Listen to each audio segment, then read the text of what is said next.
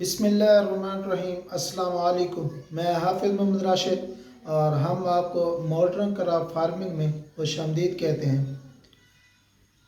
آج ہم بات کریں گے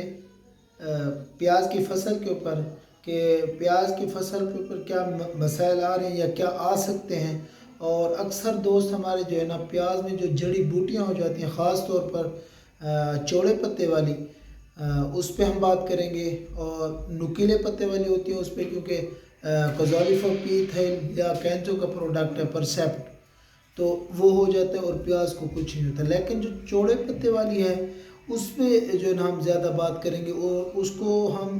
کس طرح جو ہے نا چوڑے پتے والی کا تدارک کر سکتے ہیں پیاز سے، اس پہ ہم بات کریں گے۔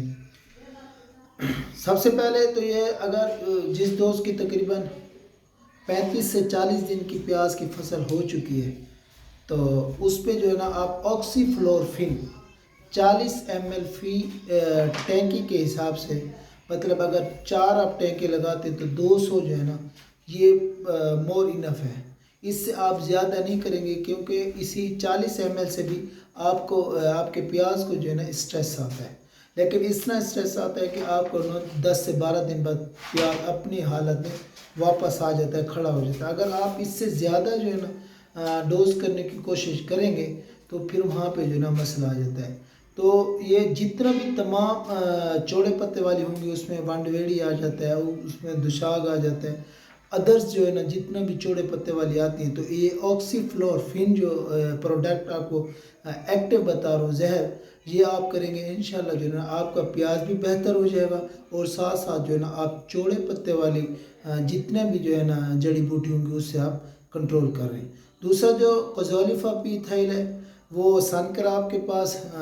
ڈارسن کے نام سے ہے، اور ادرس جو جنیرک کمپنیز بیچ رہی ہیں وہ کام کے نام سے بیچ رہی ہیں، یا کینزو کے پاس پرسیپٹ کے نام سے ہے۔ وہ اس کو کرنے سے جو ہے نا آپ کو پیاز پہ کوئی سٹریس نہیں آتا، وہ تلہ ساوڑی کو بالکل ختم کر دیتا ہے، نکیلے پتے میں آتا ہے وہ، تو وہ آپ کر سکتے ہیں۔ اور یہ آکسی فلورفن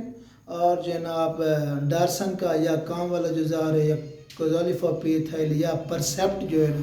اس کو آپ جو ہے نا ملا کے بھی سپرے کر سکتے ہیں آکسی فلورفن کے ساتھ۔ اور جو پرسیپٹ کی یا ڈارسن کی یا کام والا جو زہر ہے کازالیفاپیتھائل کی، جو اس کی ڈوز ہوگی وہ تقریباً آپ 100 ml فی ٹینکی کے حساب سے، مطلب 4 سے 5 ٹینکیں لگتے ہیں، تو آپ کا تقریباً 400 سے 500 ml فی ایکڑ کے حساب سے آپ سپرے کریں گے۔ اور جو آکسی فلورفن ہے، یہ میں بار بار بتا رہا ہوں، اس کی آپ نے جو کیونکہ ڈوز رکھنی ہے، اس کو بڑا محتاط طریقے سے سپرے کرنی ہے، اور اس کی ڈوز جو ہے نا 40 ml فی ٹینکی کے حساب سے کرنی ہے، 200 سے 220 ml فی ایکڑ کے حساب سے آپ نے سپرے کرنے، کیونکہ یہ اگر آپ زیادہ کرتے ہیں تو آپ کا پیاز جو ہے نا بہت زیادہ اسٹریس میں چلا جاتا ہے۔ اس لیے آپ اپنے پیاز میں جو ہے نا جڑی بوٹیوں کا تدارک ٹائملی کریں، کیونکہ آپ کے پیاز کی اب گروتھ اچھی آ رہی ہے، پیاز نیچے جو ہے نا اس نے سیز کرنا ہے۔ اگر وہ جڑی بوٹیوں کے اس میں جڑی بوٹیاں زیادہ ہوئیں اور جڑی بوٹی آپ نے صحیح سے کور نہ کر پائے اپنی فیلڈ سے، تو آپ کی جو ہے نا پیداوار اس سے متاثر ہو سکتی ہے۔ Thank you.